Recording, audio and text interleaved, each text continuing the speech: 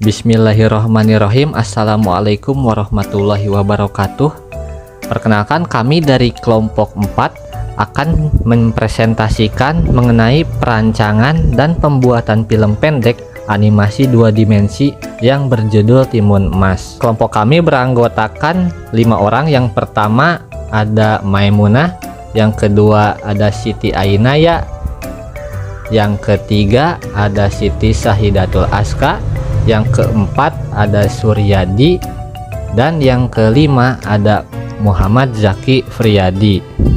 Dalam perancangan pembuatan film pendek animasi 2 dimensi ini ada beberapa tahapan. Yang pertama ada tahap praproduksi. Di dalam tahap praproduksi terdapat beberapa bagian. Ada penentuan ide, terus ada logline, ada sinopsis, skenario, storyboard, voice over, dan karakter animasi.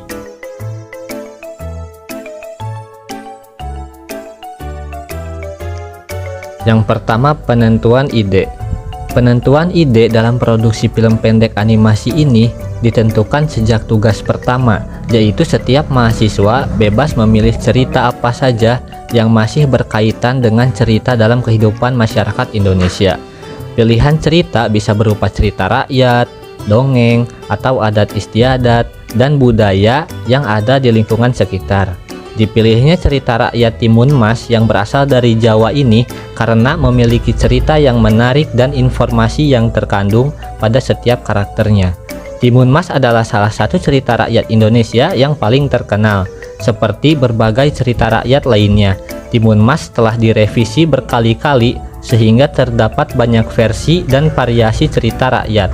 Namun, pada dasarnya cerita tersebut masih berkisar pada lingkaran tematik keinginan seorang perempuan untuk memiliki anak yang kemudian ia dapatkan dan diberi nama Timun Emas.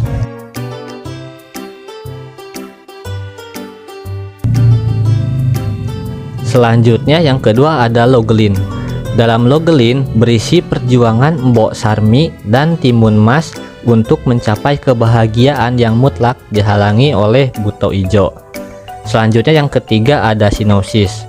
Dalam sinopsis, Mbok Sarmi merindukan seorang anak pada masa tuanya sudah ditinggalkan oleh suaminya. Kesabarannya terbayar ketika Timun Emas muncul dalam hidupnya.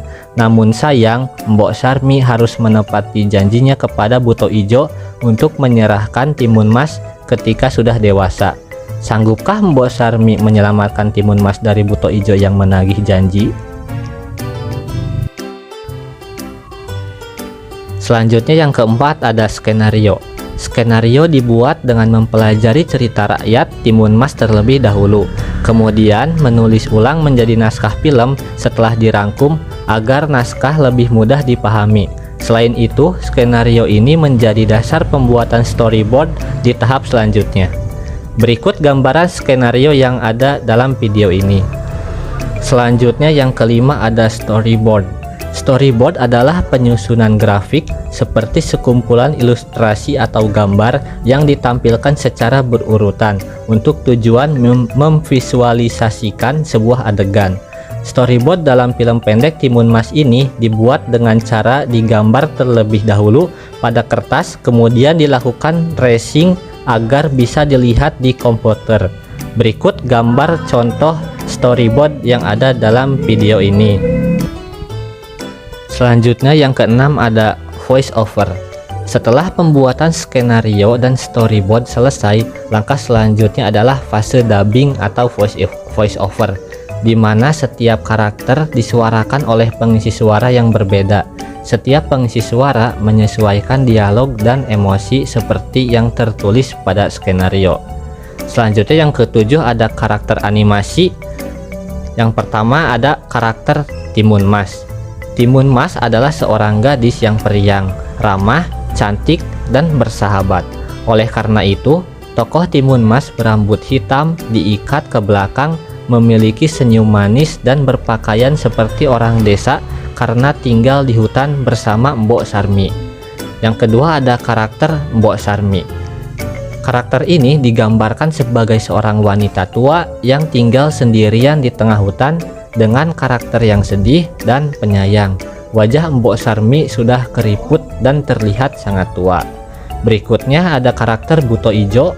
Buto Ijo digambarkan sebagai karakter jahat dan beringas. Seperti namanya, tokoh Buto Ijo diberi warna hijau dan gigi taring yang menonjol dari mulutnya sehingga terlihat garang dan menakutkan. Berikutnya ada tahap produksi.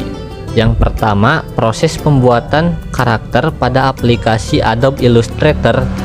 Membuat karakter berdasarkan naskah. Setiap karakter dipisahkan oleh anatomi tubuh yang dapat bergerak seperti kepala, tangan, dan kaki untuk memudahkan dalam proses rigging atau animating karakter nantinya. Selanjutnya adalah proses rendering. Proses rendering dibagi ke dalam setiap scene agar tidak membebani komputer yang digunakan. Setelah rendering, setiap adegan dirakit di aplikasi Adobe Premiere. Dan di sini proses perakitan serta memberikan suara dan background untuk menciptakan suasana. Setelah semua komponen digabungkan, film pendek animasi Timun Mas siap diekspor sebagai film yang utuh.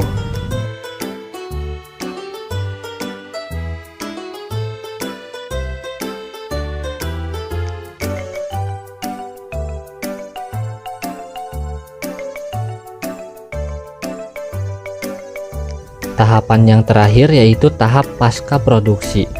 Pasca produksi yang dilakukan dalam pembuatan film pendek animasi Timun Emas ada dua tahap, yaitu pembuatan poster dan pembuatan trailer. Poster dan trailer dibuat untuk menyampaikan film pendek Timun Emas ke khalayak ramai dengan memanfaatkan media massa maupun internet. Sekian penjelasan yang dapat kami sampaikan. Kurang lebihnya mohon maaf. Hasbunallahu wa ni'mal wakil. Wassalamualaikum warahmatullahi wabarakatuh.